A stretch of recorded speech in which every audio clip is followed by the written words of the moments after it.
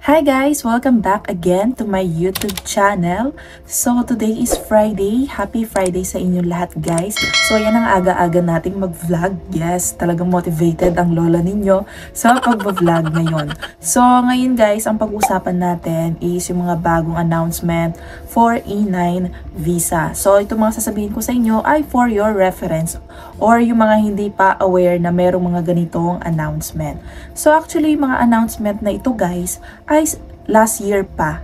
So, hindi pa kasi masyadong fully detailed, kaya hindi ko pa siya na i-vlog. So, ngayon kasi guys, nag-post yung lagi kong fina-follow sa si When in Korea. So, kung fina-follow nyo siya guys, ayan, madami din siya mga updates regarding E9 visa. So, ayun guys, ito yung pag-uusapan natin, yung pinost niya kagabi. So alam naman natin guys, last year, maybe September ata yun, nag-announce ang Korean government na 120,000 ang quota for this year 2024. Pero noong November 2023, nag-announce ulit sila na tinaasan na nila ang quota for this year 2024. So ang quota ngayong taon guys is 165,000. So napakalaki ng itinaas, di ba? So ayun guys, yung dati kasi guys, ang sakop lang ng E9 is factory.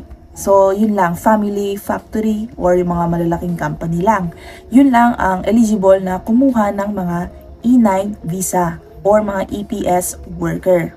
And then last year, kasama din sa in-announce nila na hindi na lang factory or mga factory company ang eligible para kumuha ng EPS worker. So pati na rin yung mga logistics company ay eligible ng kumuha ng mga EPS worker for this year 2024. So another announcement na naman nila guys is yung domestic helper and hotel and restaurant services.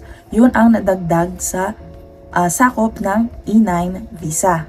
So, di ba guys, napakadaming opportunity talaga na binubuksan ang Korea para sa mga EPS workers. So, kung pinapanood mo to, this is the sign na para mag-take ka ng EPS topic exam. So, ang una muna nating pag-usapan guys is yung domestic helper. So, meron yung requirements guys. So, yun ang ating pag-uusapan. And after nun, yung sa hotel and restaurant din. So, sa domestic helper guys, so mag-base lang ako dito sa pinost ng page ni When in Korea. So, ang DH from Philippines will start to enter by March 2024. So, by March 2024 pa ang pinaka-start ng pilot program for DH workers. So, ang next naman is yung mga workplaces for domestic helper is only in Seoul. So, sa Seoul lang sila. Yung mga resident from Seoul lang guys ang eligible para mag-hire ng domestic helper under E9. Okay? So, yun guys. So, uulitin ko lang guys, ang domestic helper na i-hire nila, ang magiging visa nila ay same sa mga factory worker dito. So, ang magiging visa nila is E9 or non-professional visa. So, yun guys ang tatandaan ninyo. Okay, so yung qualifications naman ng mga domestic helper na i-hire nila dito sa South Korea. So, kailangan you are 24 years old or older. And then, you are EPS topic passer. So, kailangan may pasa mo ang EPS topic exam. And then, meron kang dapat na national certificate or related training on domestic work. So, kung nagbabalak ka guys, kung gusto mong mag-work dito as domestic helper, kailangan meron kang certificate. So, parang TESDA siguro yon, no guys? So, next naman is walang record of drug addiction and mental problems and walang criminal record. So, 100 Filipino workers muna po ang kukunin nila for this pilot program na ipapatupad nila this March. I think itong mga domestic helper na i-hire nila guys dito sa South Korea ay mga female. So, wala kasing nakalagay dito. So, nagbe-base lang kasi ako guys doon sa mga Facebook page din na reliable. Yun yung mga information na isineshare ko sa inyo guys, galing sa kanila. So, walang nakalagay kasi dito. So, ang nakalagay din dito guys, they will work in Seoul City. Gaya nga nasabi ko kanina, mga sa Seoul lang na resident ang pwedeng mag-hire ng domestic helper. And yung mga family with kids 7 years old or younger. So, yung mga batang iingatan nila or aalagaan nila is 7 years old or younger.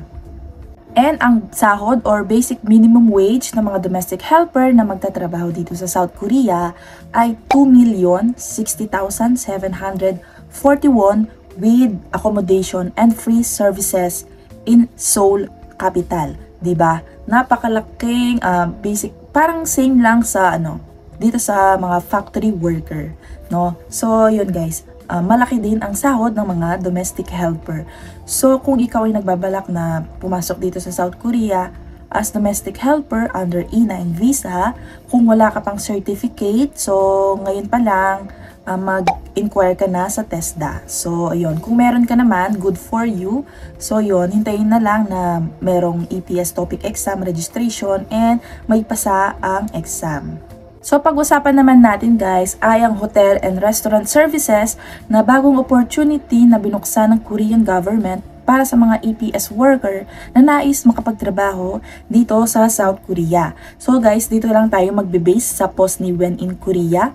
So, ang nakasaad dito, Hotel Works and Restaurant Application of Permit start by April 2024. So, anong ibig sabihin nito? Yung mga gustong mag-hire ng EPS worker, gaya nga nasabi ko, Hotel Works and Restaurant, yung mga hotel and restaurant po ay mag-a-apply sa mga Nodongbu. So, nakalimutan ko na kung ano sa English or Tagalog yon.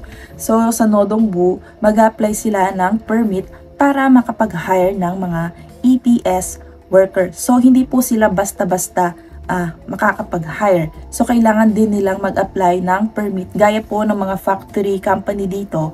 So, bago sila makakuha ng mga EPS worker, ay kumukuha rin po sila ng mga ganitong application of permit para makakuha sila ng EPS worker. Kasi parang i-assess pa sila kung eligible silang makakuha ng mga EPS worker. So, ang mga workplaces of hotels, works is in Seoul, Busan, Gangwon-do, and Jeju. So, yun yung mga designated places na pwedeng mag-hire ng mga EPS worker for hotel works. And then, workplaces for restaurant naman po ay is in Seoul, Busan, Daegu, and Incheon. So, yung mga lugar na yun guys ay mga, dun yung mga restaurant na makakapag-hire ng mga EPS worker. So, yung mga hotel and services or restaurant services, ang visa nila or yung entry of visa nila din guys ay same sa mga factory worker and domestic helper.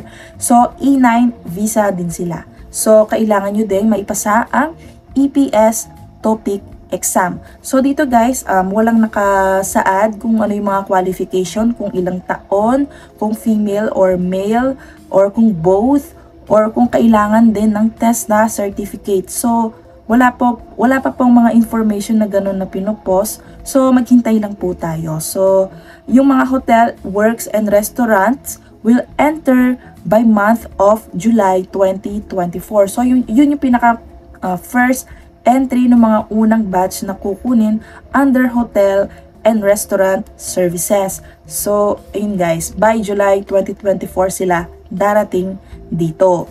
So, alam naman natin guys, up to now, naghihintay pa tayo ng announcement for EPS topic registration. So, ang araw ngayon is January 26.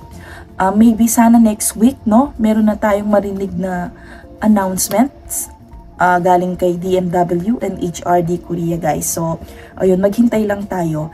And yung mga gusto pong mag-take ng EPS topic exam, ayun guys, mag-aral na kayo ng mabuti. So, feel ko talaga nalalapit na ang registration.